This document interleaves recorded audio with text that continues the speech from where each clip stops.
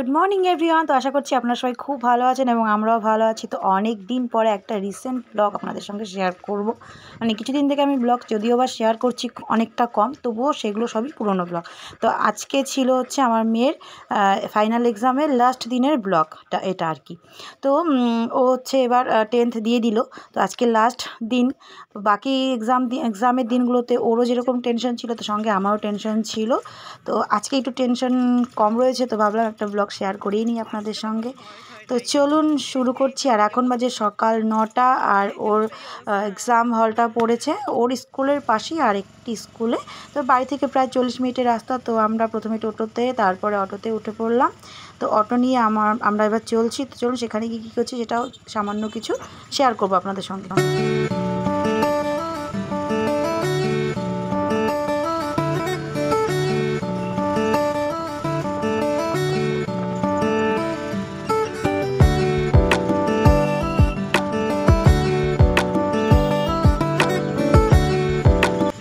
এখন আমরা চলে এসেছি খাগড়াবাড়ি চৌপতিতে। আর প্রত্যেক দিন এক্সামে নিয়ে যাওয়ার সময় একটাই ভয় থাকে যে এখানে এসে যাতে আমাদের জ্যামে পড়তে না হয়, সিগনালে পড়তে না হয়। আর যেরকম মনে হওয়া সেরকমই কাজ। তো সিগনালে আটকে গেলাম, আর এখানে সিগনালে পড়ে গেলে অন্ততপক্ষে 10 থেকে 15 মিনিট তো সময় নেই, এই জন্য আমাদের অনেকটা লেট হয়ে যায়। তো যাই হোক, সিগনালে পড়ে গেছে, কিছু করার নেই। তো এরপরে কিছুক্ষণ ওখানে সিগনালে আটকে থেকে তারপরে আবার আমরা চলতে শুরু করলাম। আর ওখানে গিয়ে আমি যেভাবে মানে সময় কাটাচ্ছি, প্রায় রোজ দিনই তো 3 ঘন্টা, তো আজকে একটু কম সময়, আজকে যেহেতু 4 সাবজেক্টে এক্সাম ছিল, তো আজকে 2 ঘন্টা। তো ওখানে আমার সব বান্ধবীরা মিলে আমরা খুব ভালোভাবে সময়টা কাটাচ্ছি। তো চলুন যাওয়া যাক।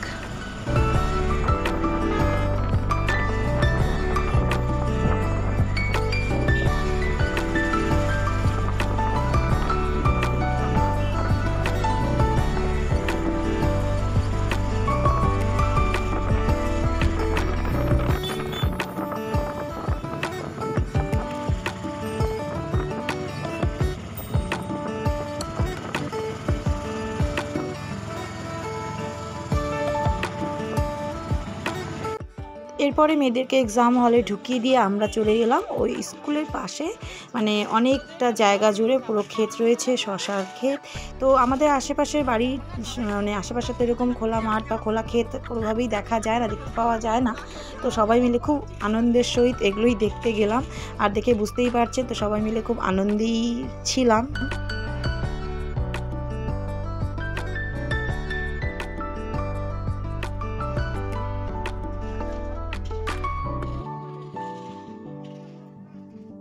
এরপরে আমরা ঘুরতে ঘুরতে চলে গেলাম একটা সুন্দর মাঠের মধ্যে, যেখানে প্রচুর লম্বা লম্বা গাছ ছিল আর সেখানে ছায়াও ছিল। আসলে আমরা খুঁজে বেড়াচ্ছিলাম এরকম একটা জায়গা যেখানে কিছুক্ষণ বসে সময় কাটানো যাবে ছায়ার মধ্যে। কারণ ওদের মেয়ে যে স্কুলে এক্সামটা ছিল সেই স্কুলের সামনে বসার মতো গার্জিয়ানদের কোনো ব্যবস্থাই ছিল না, আর স্কুলের ভেতরে তো একদমই ঢুকতে দিচ্ছে না। তো সেই কারণে আমরা কিছুটা সময় সবাই মিলে গল্পগুজব করে কাটিয়ে দেওয়ার মতো একটা পরিবেশ খুঁজে বেড়াচ্ছিলাম। তো যাই হোক, পেয়েও গেলাম একটা সুন্দর জায়গা। তো এখানে এবার আমরা সবাই মিলে কিছুটা টাইম কাটিয়ে নেব।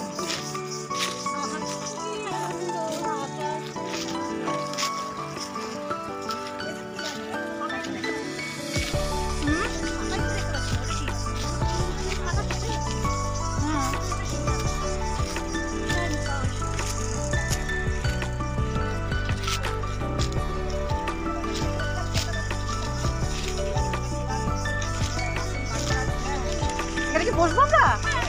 ও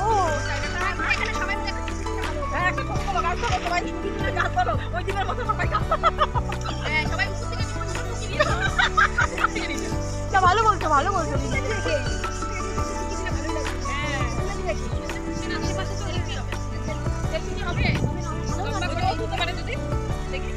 12টা বেজে গেছে আর মেয়েদের এক্সামটাও শেষ। তো সবাই মিলে এসে ভিড় করেছি স্কুলের গেটের সামনে। তো আজকে শেষ এক্সাম ছিল, এটাও একটা যেরকম আনন্দের ব্যাপার তেমনি সেরকমই আর কি। আমরা যেহেতু এই কয়দিন খুব ভালোভাবে আনন্দ করেছি, দেখুন বাড়ির কাজ টাজ তো করতেই হবে, তা বাদে সব কিছু সেরে এসে সবাই মিলে বসে থেকে যে আনন্দটা করা সবার সঙ্গে একটু গল্প গুজব করে সময় কাটানো। তো আমাদের আবার খুব খারাপ লাগছিল যে এই দিনটা জানি না আবার কবে আসবে। তো এবার তো বোর্ড শেষ হয়ে গেল, আবার হয়তো 2 বছর পরে হয়তো এরকম আসবে। তো দেখা যাক কি হয়। ভবিষ্যতের সব কিছু ভালো হবে এই ভেবেই আমরা সবটা কাজ করি। আর একে একে সবাই বেরিয়ে পড়ছে। আর আমার মেয়ে তো প্রত্যেক দিনই সবার শেষে মানে স্কুলের গেট থেকে বেরিয়ে আসে, কারণ ওর নাকি সবার শেষে এক্সাম এসে সবার সঙ্গে একটু কথাবার্তা বলে তারপর বেরোতেই ভালো লাগে। আর সবাই যখন একবারে বেরোনো শুরু করে তো অনেকটা ভিড় হয়ে যায়, তো সেই কারণে তাড়াহুড়ো করে আর বেরোয় না। তো সবাই যখন বেরোয় তারপরে শেষের দিকে ও আস্তে আস্তে ধীরে সুস্থে বেরোতে থাকে।